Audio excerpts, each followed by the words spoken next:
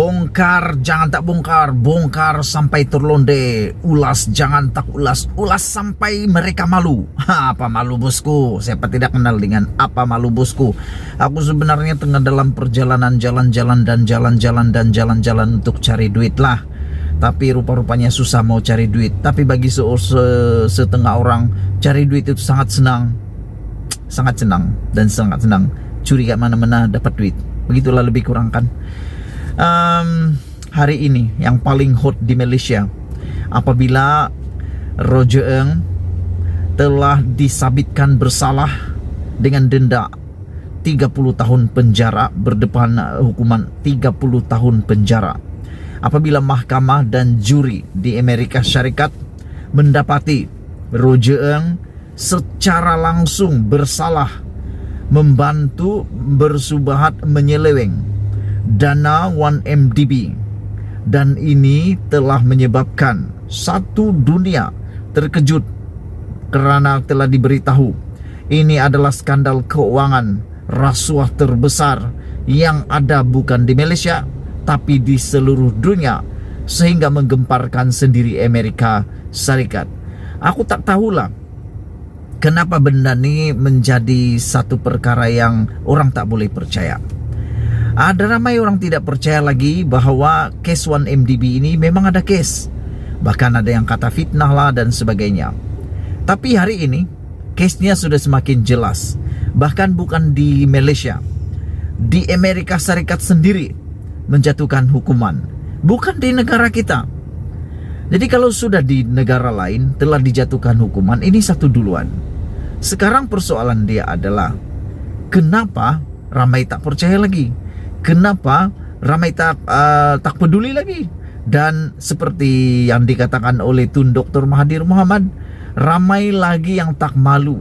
Ramai lagi yang tak malu untuk mengangkat Najib Tun Razak sebagai idol mereka. Mahathir mengatakan bahawa Najib ni kadang-kadang tak tahu, betul-betul tak tahu malu, kata Tun Mahathir Mohamad. Ada juga yang kata Tun Mahathir itu sekadar membuat cerita. Tapi cerita punya cerita, apa nak cerita kalau mahkamah dah putuskan bahawa Roger Ng memang bersalah. Dan yang lebih menarik lagi, di mahkamah Malaysia berkaitan juga dengan kes 1MDB. Ini bukan lagi kes SRC. Kes SRC Najib sudah jatuh hukuman 12 tahun penjara dan denda RM 210 juta.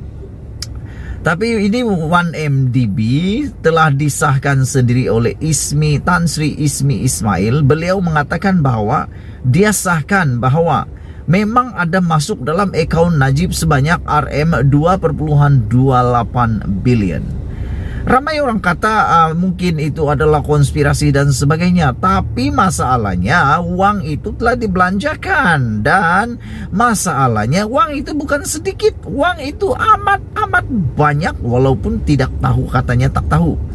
Aku nak tanya kamulah, kalaulah ada uang yang masuk dalam akaun anda RM 3 bilion, anda berani guna atau tidak? Berani gunalah kan? Mustahil aku tidak guna. Banyak baik itu. Kalau orang Sabah bilang banyak baik itu, boleh kita beli macam-macam. Beli rumah, beli kereta, beli orang, beli anjing, beli monyet, boleh jadi monyet dan sebagainya. Tapi kalau ditanya kamu tahu ada masuk akaun kah? Tidak, mustahil kau tak tahu kalau sudah 2 bilion. Mustahil sangat. Aku nak tanya kamulah, kalau kamu ada masuk dalam akaun kamu 2 bilion nak buat apa? Diam-diam atau nak lapor kepada bank atau ambil sebahagiannya kata tak tahu. Tapi masalahnya rekod bank bukan seperti rekod yang kau ada. Rekod bank itu luar biasa, transaksinya itu memang jelas. Jadi nak cakap apa lagi? Sekarang ini telah disahkan oleh Tan Sri Ismi Ismail bahawa memang ada masuk dalam akaun Najib sebanyak 2.28 bilion. Itu satu jumlah yang amat besar. Aku terpikir juga lah, kalaulah betul itu duit Najib nak buat apa dengan duit begitu banyak? Amat banyak. Semalam bapak saya cakap 200 ribu, 100 ribu, maaf bukan 200 ribu. Semalam bapak aku cakap RM100.000 yang dibenarkan masuk digunakan oleh Najib sekarang karena akaun Najib sekarang telah dibekukan. Dia hanya boleh guna dan keluarkan 100.000 sebulan. Nak keluarkan lebih kena maklumkan dan ada kebenaran. Bapak, aku tanya, 100.000 nak buat apa? Bukan sikit tuh, banyak tuh 100.000, kata bapak saya. Nak habiskan sebulan tak cukup untuk Najib. Aku pun pikir juga lah, iyalah kalau 100.000 tuh banyak tuh. 100.000 beli 3 buah kereta dalam masa sebulan. Tapi aku pun terpikir juga, 100.000 tuh kalau untuk Najib mungkin sedikit. 100.000 bagi mereka, mungkin bagi mereka adalah seperti, bagi kita adalah seperti seringgit. Nah buat apa dengan seringgit kan? Najib tuh kan banyak perbelanjaannya kiri kanan. Nak bayar kereta lagi kali kalau ada kereta, nak bayar rumah lagi kalau ada rumah lah, atau nak bayar macam-macam. Kalau ada kawan nak ajak minum kopi lagi nak bayar, takkanlah orang nak bayar kan? Tapi 100.000 bagi Najib, bagi kamu cukup katalah. Kalau kamu rasa cukup, bolehlah tinggalkan komen. Atau bagi kamu 100.000 untuk Najib itu seperti 10 sen. Nak bayar lagi peguam, nak bayar lagi macai-macainya. Dan seperti yang dikatakan Rafizi, Facebook Najib bukan Najib yang pegang, ada orang yang pegang, ada orang yang tukang adminnya. Najib hanya sebagai penama, tapi yang mengendalikannya menurut Rafizi adalah orang-orang macainya, bukan Najib. Bercakap tentang itu, bersediakah sebenarnya Najib berdebat dengan Rafizi dan Anwar Ibrahim? Ataukah beliau akan terkantoi habis dan tak berani pula? Karena setakat ini kita dengar masih lagi dalam proses untuk mendapatkan kelulusan siaran. Kita mengharapkan live lah, benda nih live, supaya kita semua tahu. Bagaimana dengan kamu? Kamu rasa kamu sedia kah melihat debat antara Najib dan Anwar dan Rafizi?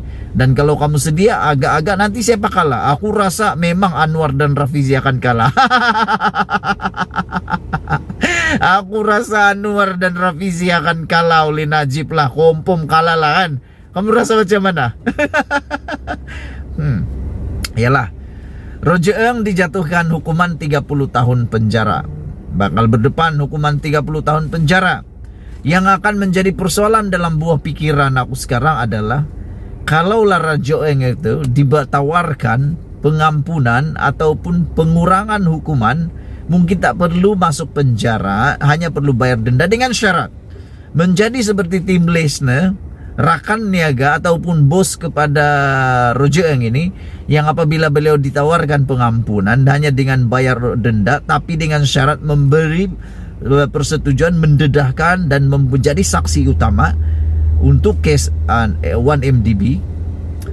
Apakah Roger Eng akan bersetuju untuk menjadi saksi utama, saksi pendedahan utama, dan akan mendedahkan segala-galanya melalui, kalaulah dia diberi peluang untuk diberikan pengampunan, kalaulah dia diberi peluang untuk diringankan hukuman, tak perlu masuk penjara, hanya perlu bayar uang, tetapi dengan syarat perlu menjadi saksi utama dan mendedahkan segala-galanya tentang 1MDB. Kalau itu berlaku, kita agak-agak nanti siapa yang akan menjadi tercedok, terkedu, dan siapa yang akan tak boleh tidur malam. Kamu jawablah sendiri. Nah tahu, kamu pasti tahu kan? Adakah nama-nama besar akan keluar pula? Sebab sebelum ini kita tidak pernah tahu cerita tentang pendedahan tentang 1MDB yang tersembunyi. Tapi bila Tim Lesnar mendedahkannya dengan sededah-dedahnya, kita semua terkejut. Dengan penglibatan 3 wanita orang Malaysia. Wow, itu semua buat kita terkejut. Adakah kalau Roger Eng diberi peluang untuk mendedahkan dan diberi pengampunan, peringanan hukuman, adakah beliau sanggup mendedahkan yang kita tak pernah tahu pula? Itu dulu untuk kali ini. Jangan lupa tinggalkan komen Anda. Kita jumpa lagi. Bye-bye.